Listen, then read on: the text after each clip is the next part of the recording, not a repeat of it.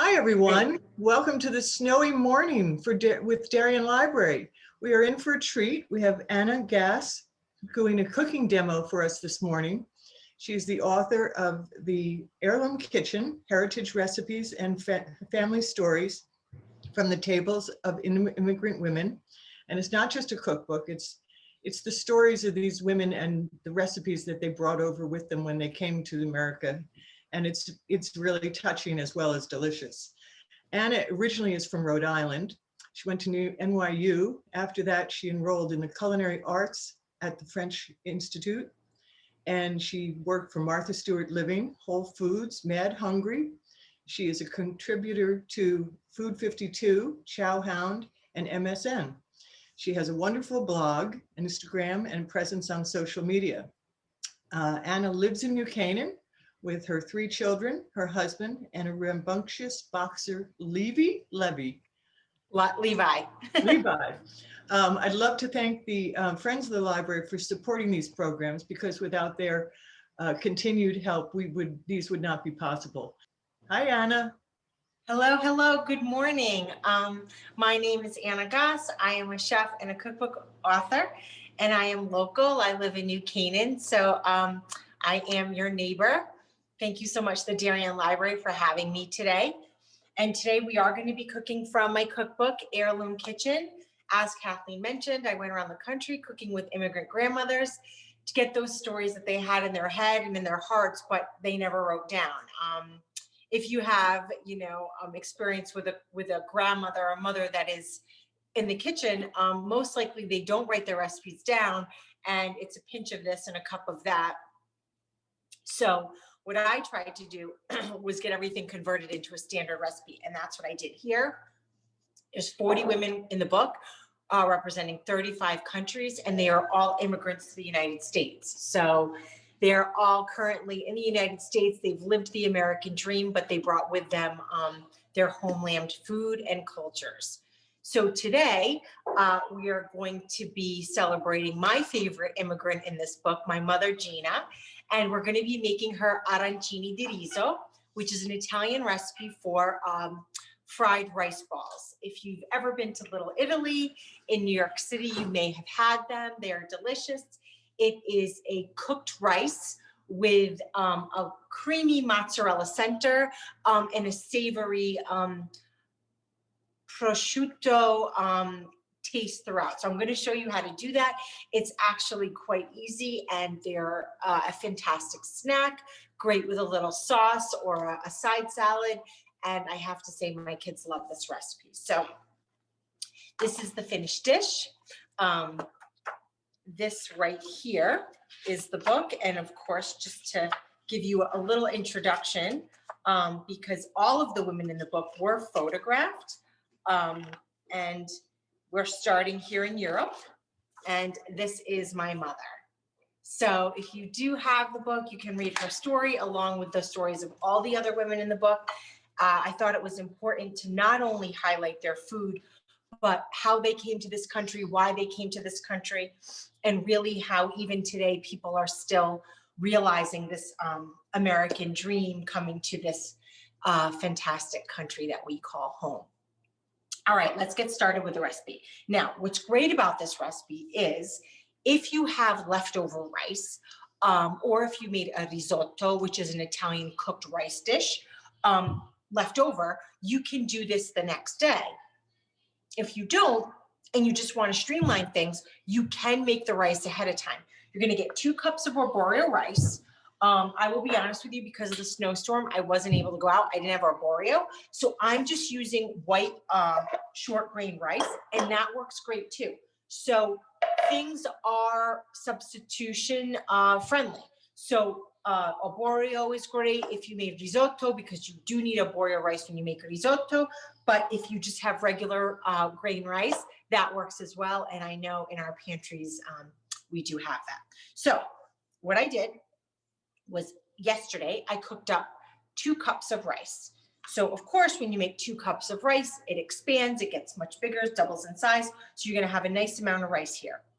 Now, to this rice, we're going to add ingredients to make it very, very savory and delicious. The more you add, the more flavor that you're imparting on the rice. When you have that fried rice ball, you're going to get all those yummy flavors. So think of your rice as almost like a canvas for whatever you want to add. Now, with that being said, let's say, for example, you're a vegetarian. I'm going to add prosciutto to the recipe. You don't have to do that. So you can keep these vegetarian if you like. So they're yours. You can make them your own. That's what I always say. Even myself, when I make a recipe, I will always try it straight. The first, I want to see what that chef was offering me. And then from there, I will, riff and do what I want to do.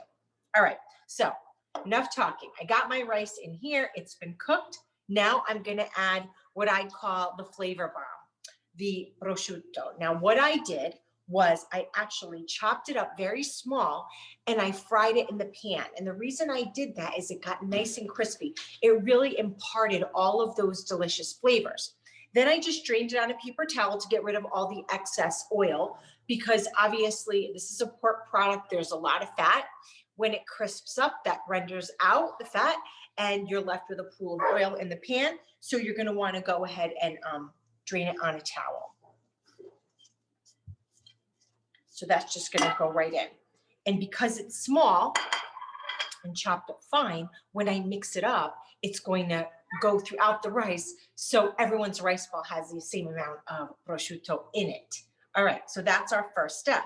Now, what else are we going to add to make this very, very delicious? We're going to add some Parmigiano cheese. This is another way to get the rice very, very flavorful.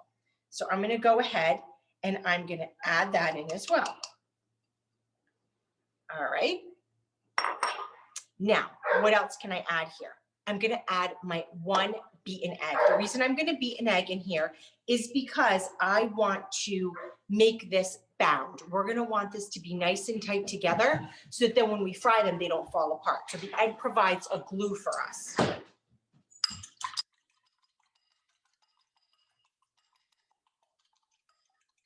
Going to beat that up and add that in too. Now,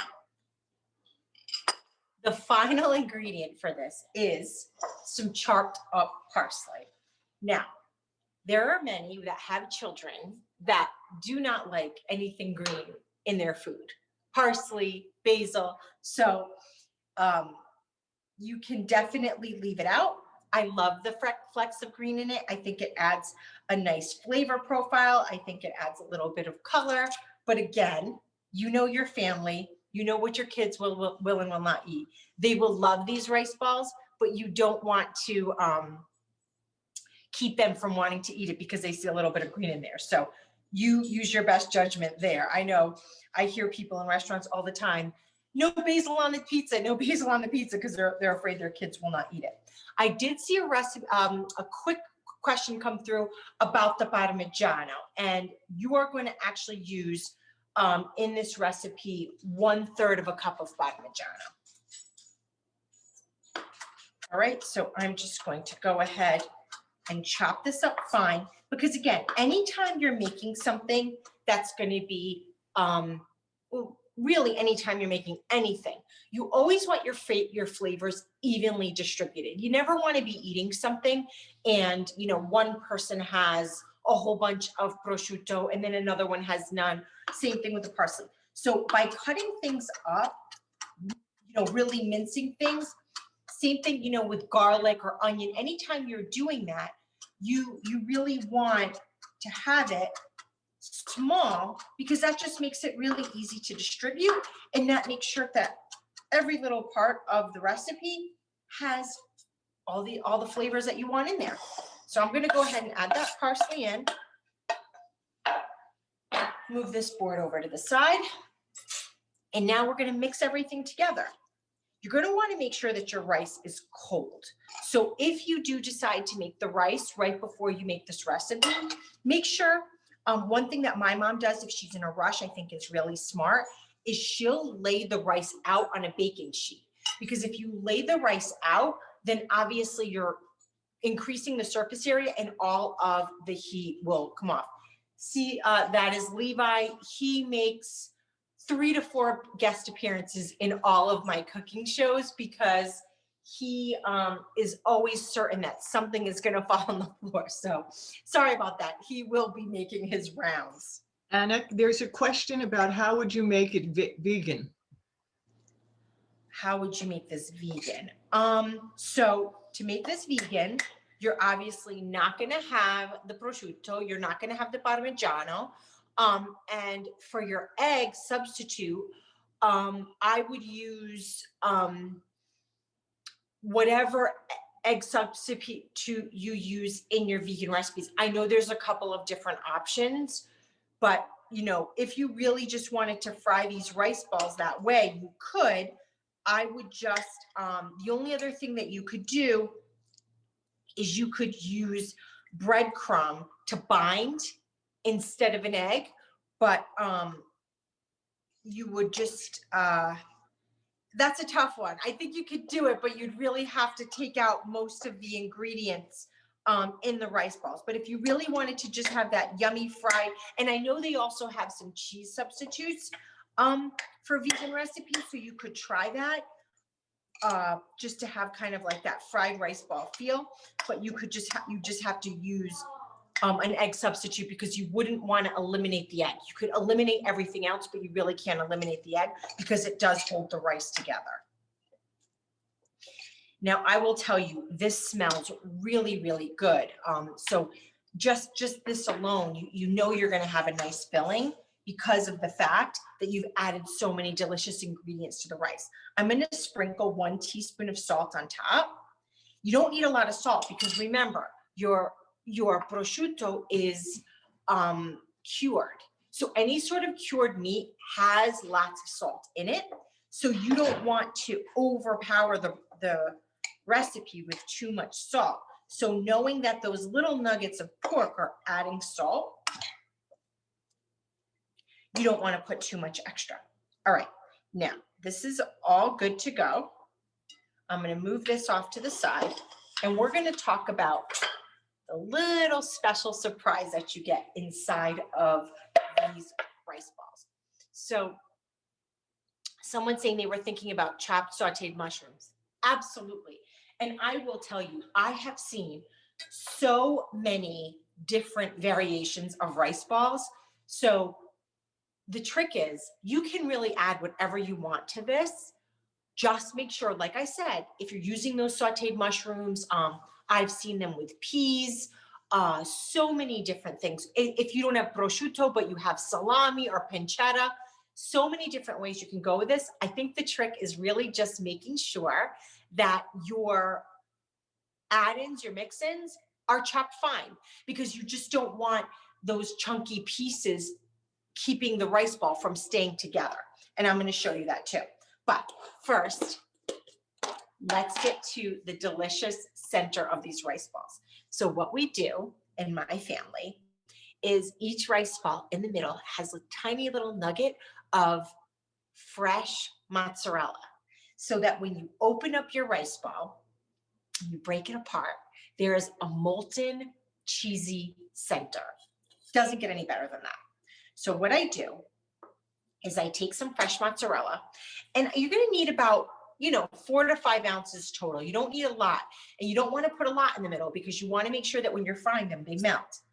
But what you do is you just make these tiny little chunks of mozzarella so that when you're making your rice ball, you are going to put it in the middle, and then as it fries, this melts up.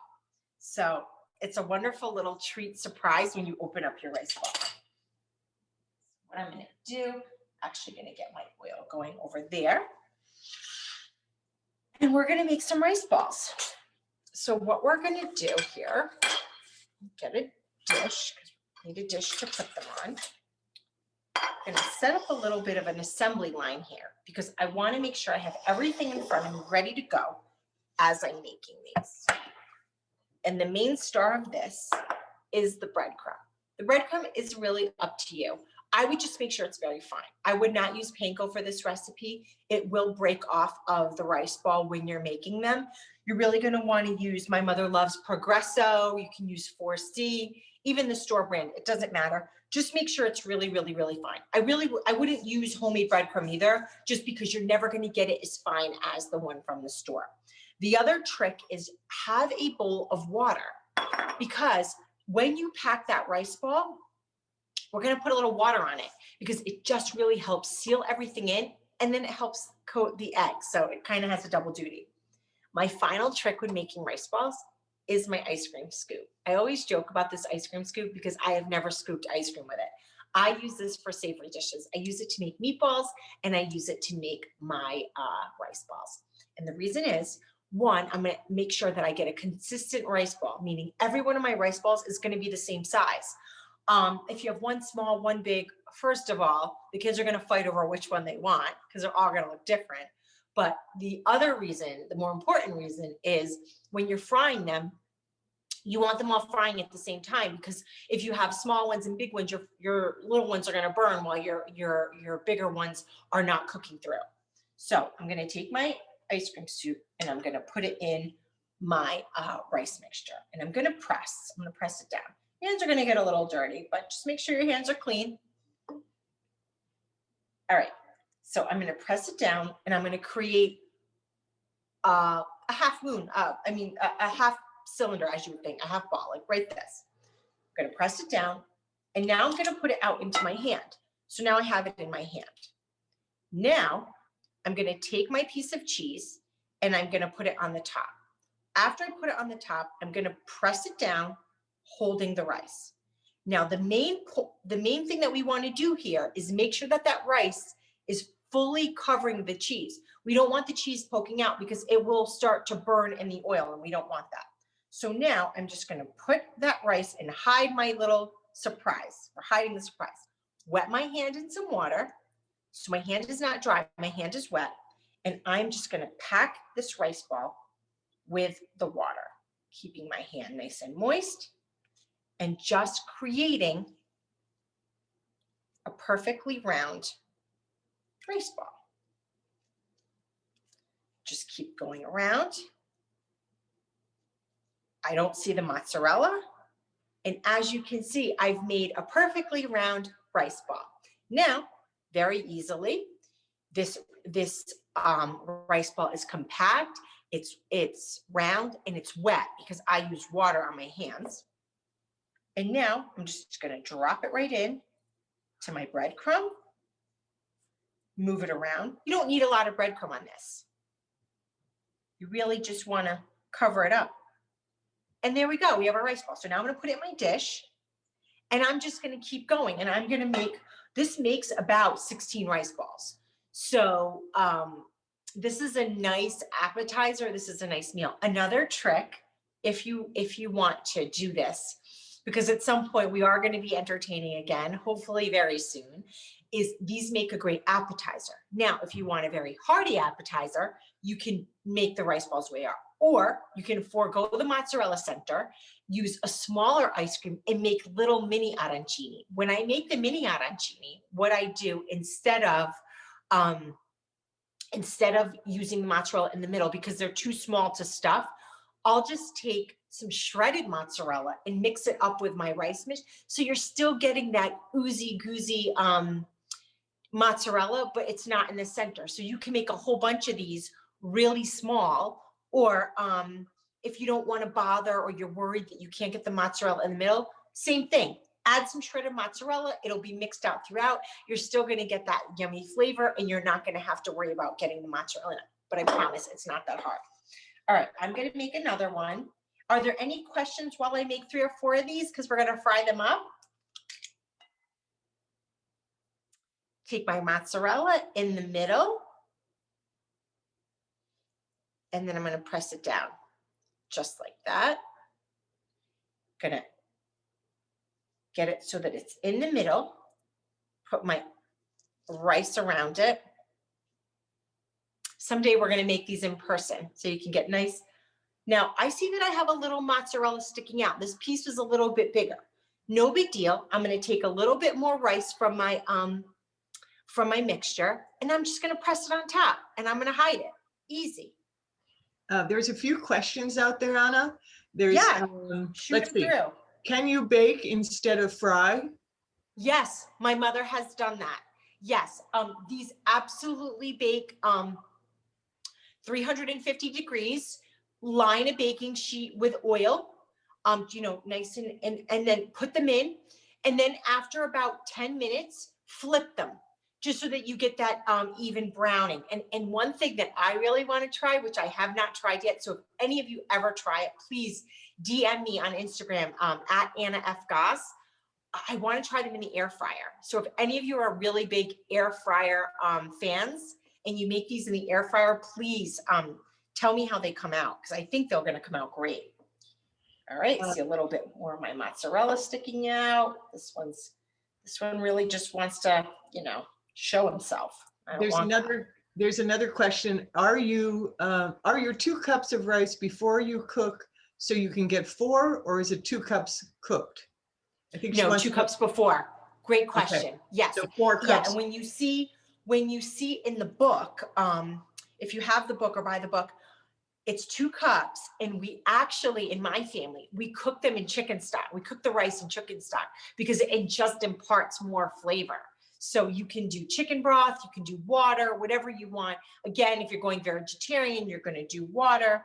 But yeah, that's another trick that my mom does, is she cooks the rice in some lovely chicken broth. And then you just get an even more savory rice. All right, number 2 is done. You should see my mom do these. She does them very, very fast. All right, we got another one coming up. And as you can see, my ice cream scoop just makes it so easy, because one, it's packing my rice in for me, giving me a head start on that ball that I want to create.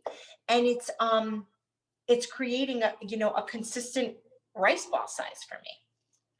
And as you see, every time I'm putting my hand in the water to pack them down, making sure that my outside is nice and compact, because the reason you want them to be so compact in a nice tight ball is because you're going to be frying them in heat, and you want to make sure when they're in the heat that they're not bursting.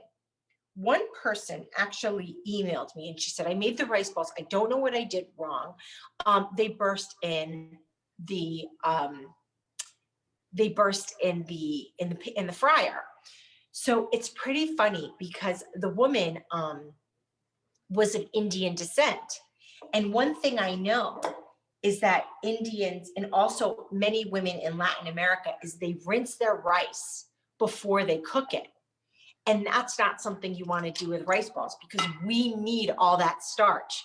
So don't rinse the rice before you cook it. It will make the rice too, as you can, I don't know if you can really see, but this rice is, even in the bowl, is sticking together. And you want that. You want the rice to stick together and really hold on to itself. You don't want, and that's why arborio rice is so great, because arborio rice has a very high starch content, which is why it's so good for risotto, because risotto is creamy and it's decadent, and there's no cream in risotto. You're getting that creamy flavor from the starch. We have 2 other questions. Great. How do you cook a bunch and have them all cooked at the same time? All right. So that's a perfect transition. We got 4 here. And it's funny because, sometimes the daughter can teach the mother something. So my mom, when she's making her Italian chicken cutlets or whatever, she'll be in front of that fryer forever. So what I realized very early on was that if I got something where I could do a lot of frying at once, I could save myself a lot of time. So sorry, I'm just coming off camera for 1 second to get what I need. This is called an electric skillet. And I use this anytime I'm cooking for a crowd, because as you can see, it's flat. It has a really big surface area, and you can cook a lot at once. So what we're going to do is we're going to get our rice balls in, and we're not going to have to worry about doing 1 or 2 at a time. If you don't have an electric skillet, get yourself a nice big Dutch oven and do 2 to 3 at a time. In here, you can do 10 at a time. You can do what I do. I end up doing it in 2 batches. I do 8 and 8. So by 2 batches and I'm already done. All right, I'm gonna clean my hands because I have a lot of rice on my hands and we're gonna get frying. Keep the questions coming. Just have to go over to my sink for 1 second. Can you hear me at your sink? Okay. Okay, here's another question. What's best, hot out of the oil, after they cool down, or reheated in the oven or microwave? They don't, I never eat them right hot out of the oven. I think anything, cookies, fried products, anything when it's right come out, it's just too hot. So what I will always do is allow something to cool for, 5 to 10 minutes. By the time, I get them on the table and the family comes in, they're perfect to eat. I do think that they taste great at room temperature, and then always woken up in the oven. I don't heat them in the microwave. I'm not a big fan of the microwave anyway, but they're fine in the microwave, just, obviously not for too long. But I have to say, the best is, right after you've cooked them, or heat it up in the oven at 350, waking them back up. You'll barely notice that, you made them the day before. Another question, can you freeze them? Yes, you can freeze them. I would freeze them already cooked. I've never frozen them, we could say raw, like before they've been fried. But yes, so you could freeze them, and then they've already been fried. So just like, anything, fried mozzarella sticks, anything that you buy at the grocery store, you just put them in the oven, at 400 degrees, and you cook them right back up. All right, let's get these in.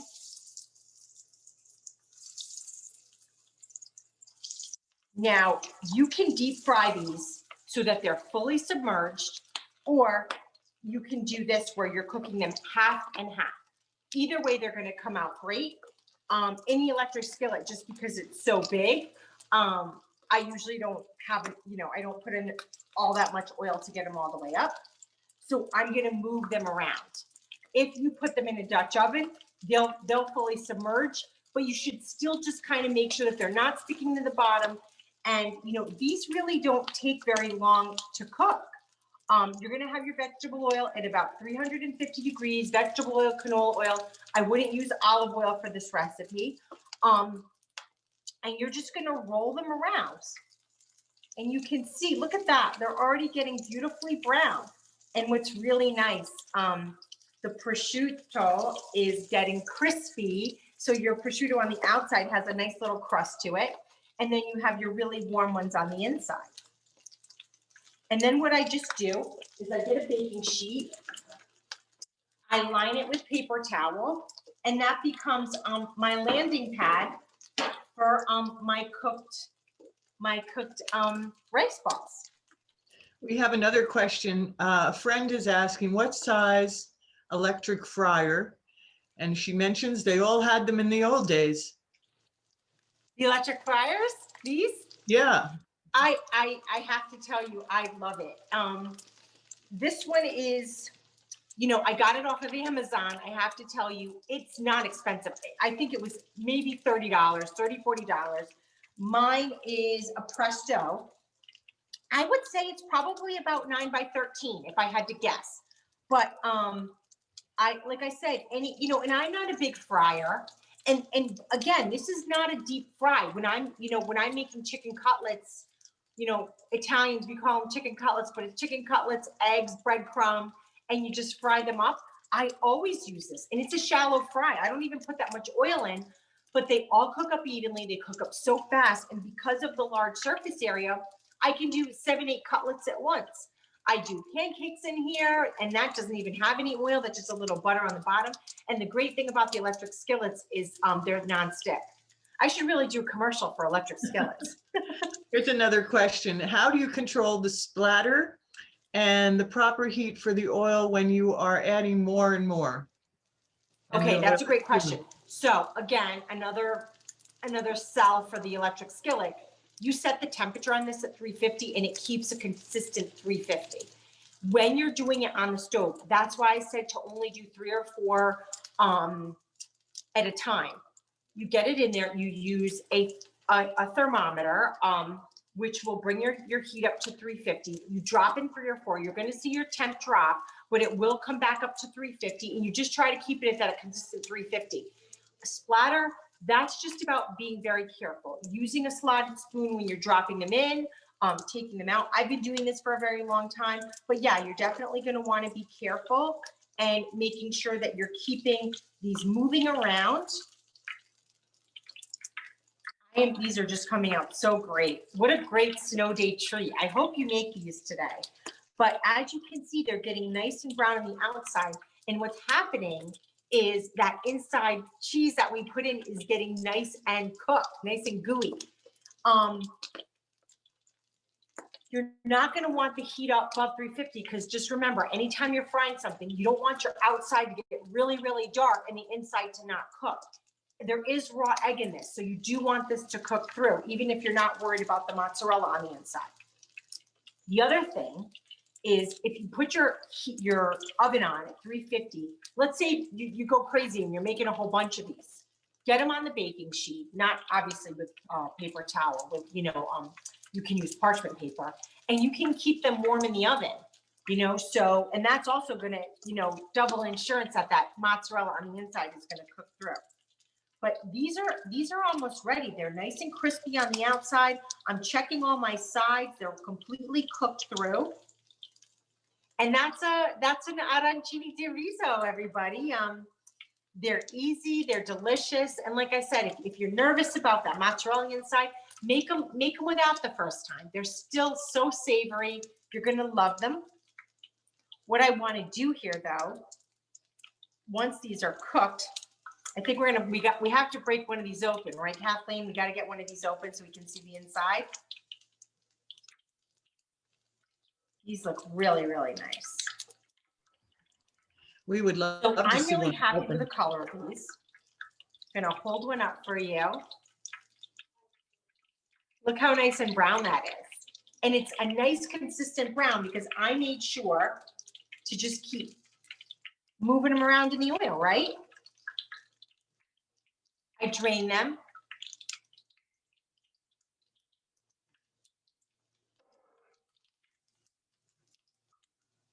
And they're all the same size. All right, so what I'm gonna do, since we have 4 little perfect ones, I got 5 family members, so I really should have made 5. I'm gonna have to fry up some more when we're done here, or there's gonna be some fighting. All right, let me just move this over carefully because I have hot oil here. We don't want any kitchen accidents. And I definitely don't recommend at home to be moving your electric skillet around with hot oil. I've done a lot of demos, I've gotten used to this, but keep it in one spot and just fry away. I'm just gonna move this over. All right, that's out of my way. I have my fantastically delicious rice balls here that I'm so proud. And I think you all have given me some good luck today because these 4 just came out so perfect. I have another question, Anna. How long do you bake the arancini, and is 350 degrees the correct? Yes, I would do it at 350 degrees. I would do 10 to 15 minutes, check on them, flip them over and do 10 to 15 and just keep looking at them, because it depends on the size that you're making. But yeah, just keep checking on them. I'd say though, in about 25 minutes, they should be cooked through. You just look, and just remember when you're baking them, they're not going to get as crispy brown on the outside as frying, but you're not losing anything. And they actually, they're obviously a little bit more heart healthy when you're baking them. So my mom, my parents are a little bit older, so they've kind of converted some of the recipes to be a little bit healthier. So my mom will bake a lot of her items that she used to fry. All right, I'm going to break this open. We have a viewer who mentions that arancini means little oranges. Oh, look at that. It does. And as you can see, that molten mozzarella cheese on the inside. Yes, arancini in Italian means little orange. And the reason is, when you look at these, they kind of resemble a little like clementine or a little orange. So that is, I should have mentioned that. Thank you so much for reminding me of that. So as you can see, I've broken it up, I've torn it apart, and you can see that molten mozzarella. It's cooked through. All of the egg has been cooked. Let me take a little taste. I taste the Parmigiano. I taste the prosciutto. I have a little bit of the parsley in there, the salt, perfectly salted. I'm telling you, I know 1 teaspoon doesn't seem like a lot for all this rice, but your prosciutto is gonna, and also the cheese also has some salt. That's all adding in salt so that you don't want these to be too salty. Here's one more question. If yes. you were to give them a quick spray with cooking oil like Pam or similar before baking, would they crisp up in the oven? Yes, yes. I suggested drizzling with a little olive oil, but yes, cooking spray. I don't typically use Pam, but I know people love it, and yes, that would work. That would create an even crisp up, and they're going to crisp up regardless.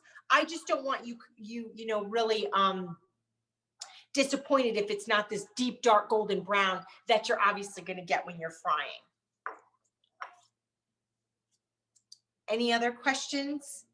Oh, and as you can see, because I love putting down the paper towel because it does collect a little bit of that excess oil. Any other questions from our lovely friends today? This was so great. I loved all the questions coming through. I really hope you check out my cookbook. I hope that you definitely make these arancini. This is what a great way to spend a snowy day, right? But we are getting a lot of thank yous. Oh, well, you're so very welcome. I've enjoyed this so much. I think the best part of cooking is to sharing that knowledge, to share those delicious recipes from our families. I recommend you all get into the kitchens with your mothers and grandmothers and get the recipes written down, because these are the family heirlooms, which is why the book is Heirloom Kitchen. Prego, Lorraine, thank you so much to all of you. This was a wonderful time. I hope to come back soon someday, and maybe at some point, fingers crossed, we can do something like this in person. Oh, thank you, Anna. You were terrific. All right. Thank you, everybody. Have a lovely, lovely snow day. Get those shovels out and then go inside, and you burned plenty of calories. Make some arancini. Bravo. All right. Thanks, everybody. Bye, everyone.